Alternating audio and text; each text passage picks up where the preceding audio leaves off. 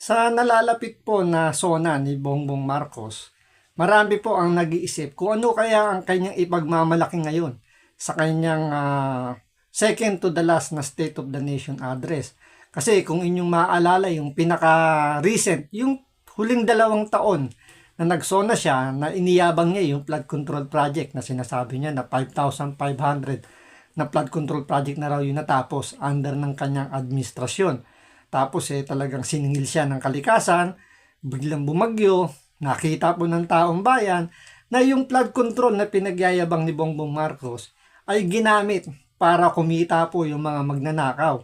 So, imbis na makatulong kay Bongbong Marcos na pabanguhin yung kanyang pangalan, mas lalo po nalugmok po sa pusali itong si Bongbong Marcos.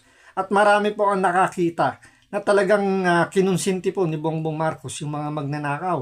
Ngayon, dahil wala na siyang lusot at dahil nga parang sinisingil siya ng taong bayan na kumbaga resolbahin niya kung ano yung nangyari dito sa anomalyang mga flood control project, nag-anunsyo po siya nung kanyang pinakahuling SONA niya na mahiya naman daw kayo.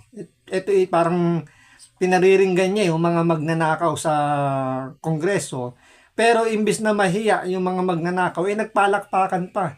At syempre, inisip ni Bongbong Marcos na hindi yung mga congressman yung mga magnanakaw, kundi ang tinutukoy niya ay yung mga senador. Kaya nga po kung titingnan nyo sa nangyari ngayon, ang mga nakulong pa lang po sa flood control issue ay si Jinggoy Estrada at si Senator Bong Revilla. Isama mo niyan dyan si Senador Rodante Marcoleta na wala namang kaugnayan sa flood control pero ginawan nila ng paraan para maipakulong kasi nga isa siya sa mga pinakamaingay pagdating nga po dito sa flood control issue hearing kung saan talagang tinutumbok niya na ang pinaka-mastermind nga po ng issue na yan, walang iba si Bongbong Marcos. Kaya ngayon, itong darating na SONA, nagbigay na po ng parang pahapyaw si Bongbong Marcos na magiging pasabog daw itong kanyang SONA. At isa ito sa mga tinitingnan nila na pwedeng ibida ni Bongbong Marcos, yung may mga makukulong po ngayon na mga congressman daw pagdating po sa flood control scam dahil meron na pong inihanda ang ombudsman na kinasuhan para sa mga issue po ng flood control. So ito, panoorin po natin itong balitan to, pero syempre bago ang lahat, kung hindi ka pa nakasubscribe sa Makapili TV, baka naman pwedeng pakipindot po muna yung subscribe po doon. At the same time, palike na rin po ng video, wala naman pong bayad yan, kaya pindot na. So ito, panoorin po natin.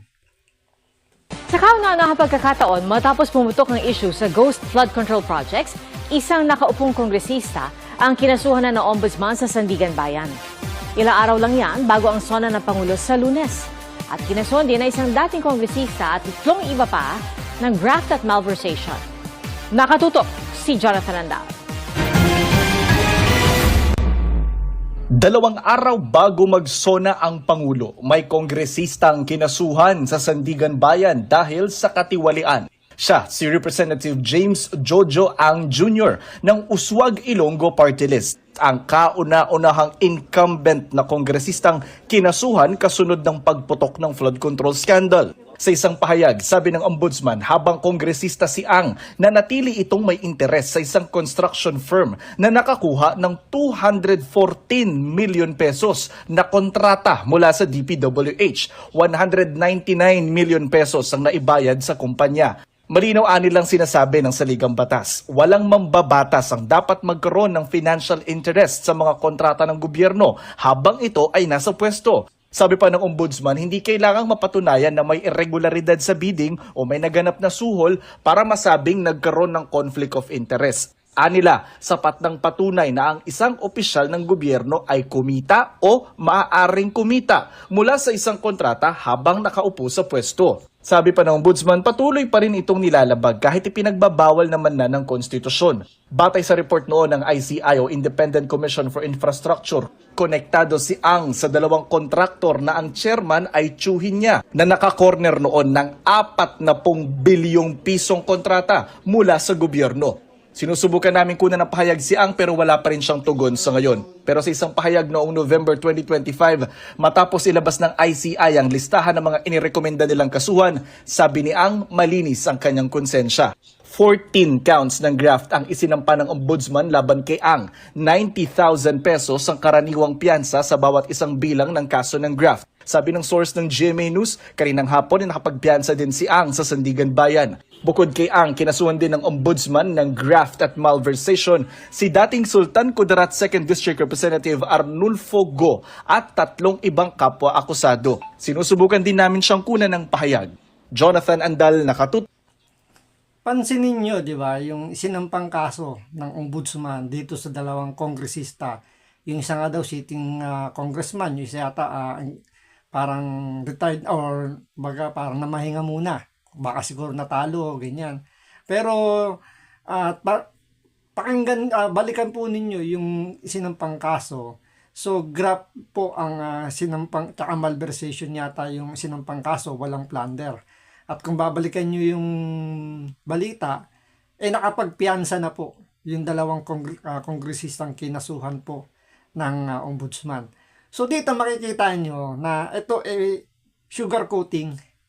Parang palabas lang na may masabi lang si Bongbong Marcos na nasampahan na po ng kaso yung mga congressman na may involvement pagdating sa flood control issue. Take note po, hindi kasama si Saldico at hindi kasama si House Speaker, dating House Speaker Martin Romualdez doon sa mga sinampahan ng kaso. Diba? Kung isipin niya si Saldico na obvious na talagang yung kanyang mga kumpanya kasama sa mga komita doon sa flood control. Kumbaga, talagang nakakuha ng napakaraming proyekto at talagang kumita na napakalaki. Pero hindi pa naisama dito sa mga sinampahan ng kaso. Bakit kaya?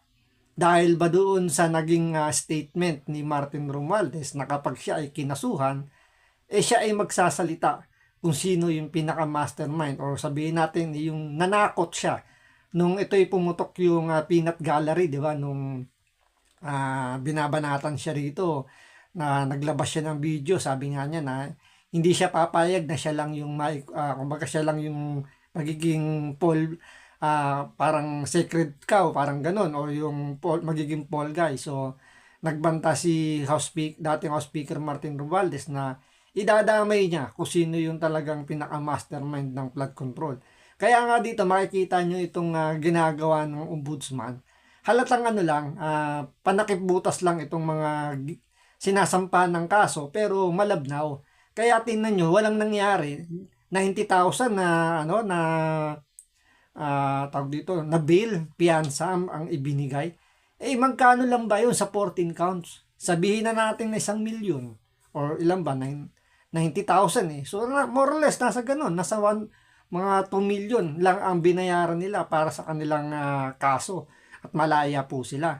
Hindi kagaya ng isinampang kaso kay Bong Revilla at kay Jingo Estrada na nilagyan nila ng plunder.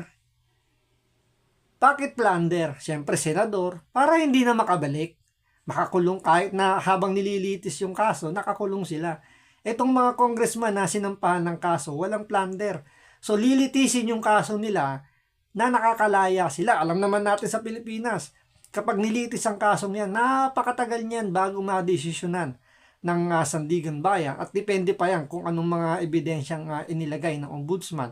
Pwedeng malabnaw lang yan para lang sabihin na merong trial na nangyayari, may nakasuhan, pero darating sa punto madidismiss lang yung kaso na yan. At yung piniyansan nila na 2 milyon, sabihin natin ganon, may re-refund din sa kanila yan. So technically walang nangyari. Kumbaga parang nag-deposit lang sila ng pera rito at pagdating ng due time, makukuha rin nila yung kanilang 2 milyon.